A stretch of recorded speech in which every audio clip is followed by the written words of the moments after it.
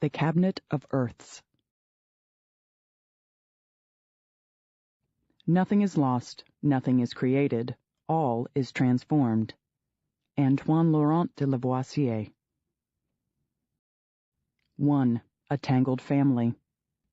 It was his own grandmother who fed Henri Pierre to the Cabinet of Earths, long ago when he was only 4. Don't misunderstand, it happened like this. They were dark and cold, the first days of 1944 in Paris, and between the winter and the war, everything was bad. There was never quite enough to eat, and the rooms they lived in were never really warm. But when the electric lights winked out, Henri Pierre and his grandmother lit a candle and huddled around its friendly yellow glow, feeling almost comfortable, despite everything. Hands are for making things, she told him. Her own were slim and nimble and had magic in them that could turn an odd end of wood into anything you asked for. A tiger, a salamander, a tiny ship with paper sails. Once upon a time, those hands had helped make the cabinet, and the cabinet was maybe the most beautiful thing in the world, with the mysterious bottles glimmering behind its glass front.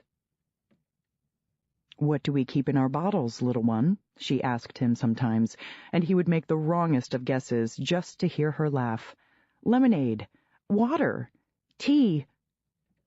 "Not in our bottles," his grandmother would say, their own private joke, and she would lean forward and whisper the secret into his ear. "In our bottles, we keep time." So Henri Pierre knew what time must look like. Black grains of earth, straining like something hungry against the bottle glass. "It wants to get out," he said once, and his grandmother moved him another pace away from the cabinet, which he must never, never touch. "Yes," she said, "the earths will always dream of the people they came from, that's true. Time is restless that way. It wants to live in things and change them and make them old." She put an arm around his shoulder and leaned closer to whisper right into his ear. "But in our family, we know. There are secret ways to hold time." "By magic," said Henri Pierre contentedly. It was like the glow of more milk in your belly, the knowledge of all the things your grandmother could do. His grandmother surprised him by shaking her head. "Not just magic, little one," she said. "Some day you'll understand. Oh, I walked in magic every day as a girl, but what did I know? It was how we saw the world, my family, my mother, my grandmother, all of us.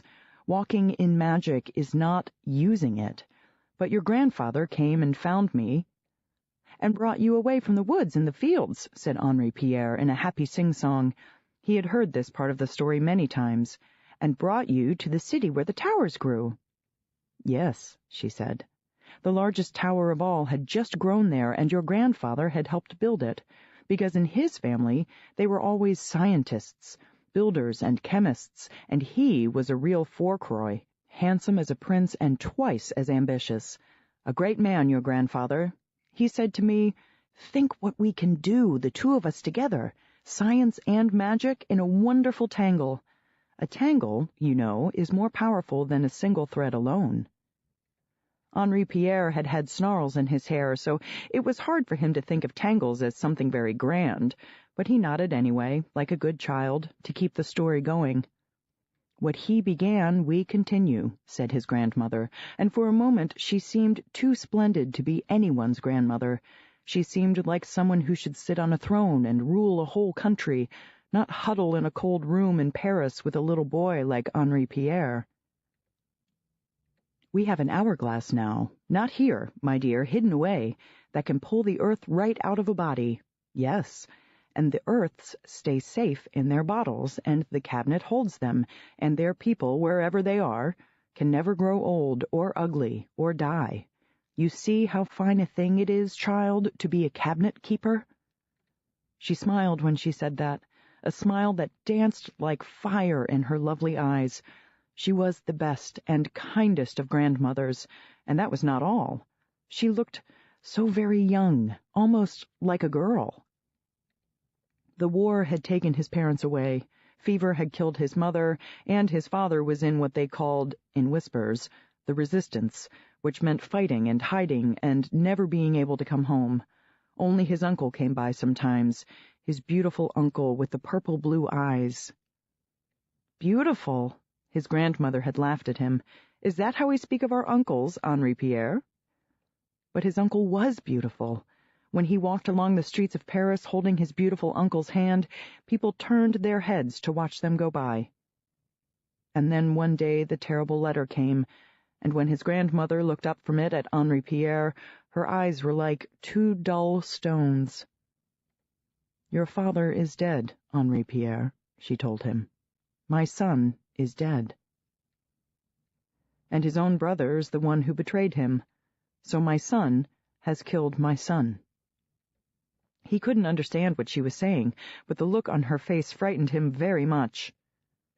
"Your beautiful uncle," she said, and the words were as cold as the metal bars of his cot. "Not so beautiful after all. I find I want no more part of this world." She got up from the table and went into the other room where the cabinet was, and Henri Pierre followed her on his little quiet feet.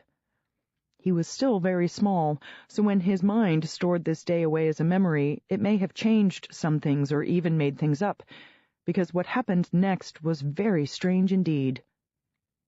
His grandmother lit the 2 big candles on the table, and then went up to the door of the great cabinet in the corner and put her hand right through the glass. He must have seen that wrong. Right through the glass front of the cabinet went her hand, but the glass didn't break. Instead, it swirled a little, like a pond when you throw a stone into it. It rippled. Inside the cabinet, the candlelight flickered in the many glasses there, the tall flasks, the little vases, the clear fluted bottles. Even the earths themselves in their glassy containers seemed to wake up to the candlelight, to give off sighs of color, red, brown, ochre, yellow. He saw his grandmother's lovely hand hesitate for a moment, and then close around one of the cabinet's bottles. Her own bottle, she had told him that once, which bottle was hers, and bring it out through that swirling liquid glass. "Oh, Grandmère, don't," he said, because he knew the cabinet must never be touched, and there was something horrifying to him in the sight of her fingers emerging from that vertical pool of glass. She put the bottle down on the desk and turned to look at him. "My poor child, you are so young, but I'm afraid it must come to you," said his grandmother. "I trust no one else, and the cabinet must have its keeper." What exactly happened then? He must have stumbled. He fell forward into her arms and felt something sharp pierce his hand, so that the blood came welling up, and his grandmother took that hand and pressed it into the glass of the cabinet, only it really wasn't proper glass anymore. It was something else that crept like melted wax around his small fingers, flowing and strange. For the briefest of moments it felt like something was being torn from the deepest part of him. He cried out, and at that very instant his grandmother pulled him away from the cabinet, and the glass was whole again and solid. Long after, the pictures would come back to haunt him, his grandmother at the table with her bread, and everything covered with the eager, shifting grains of earth she had poured out of that bottle of hers, the bread covered with earth, earth spilling out of the cup she drank from, earth creeping toward the corners of her lovely mouth, while he stood there and pulled on her arm and cried. "How well it remembers me, the earth," said his grandmother, as if it were all a dark wonder, as if it didn't matter that a child was weeping at her elbow, wanting her to stop all this and be herself again. "After all these years, it comes back to me. Good. I want to be done with everything." And that was the most frightening thing he had ever heard. He pulled on her hand, her familiar, gentle hand, and as he touched it, it changed under his fingers, became wrinkled and dry and splotchy. "Grandmère!" he cried out, but something terrible was happening to her face as well, her lovely, loving face. The light was fading in her eyes, the smooth skin of her cheeks becoming wrinkled and brown. "Oh, my dear boy," said his grandmother, noticing him again.